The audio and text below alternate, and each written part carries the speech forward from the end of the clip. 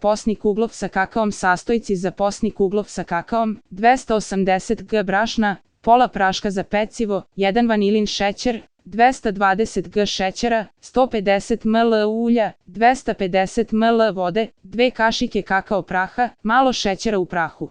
Posni kuglov sa kakaom se priprema na sledeći način: u čini usipati 200 ml vode i 150 ml ulja, dodati 220 g šećera i vanilin šećer, izmešati da se šećer istopi. Kada se šećer istopio, uz mešanje lagano dodavati brašno i prašak za pecivo. Smesu dobro umutiti, pa podeliti na 2 dela. U jedan deo dodati kakao prah i dobro umešati. Kalup za kuglov podmazati uljem. Naizmenično sipati smese u kalup. Staviti u zagrejanu rernu na 180 stepeni da se peče od 20 do 25 minuta. Nakon što je kuglov ispečen, izvaditi ga na veći tanjir i posuti šećerom u prahu po želji. Kada se ohladi, iseći ga na kriške i poslužiti, najbolje uz čaj ili kafu. Za najnovije recepte kliknite subscribe, like i zvonce svaki dan. Najnoviji recepti, zato nas zapratite.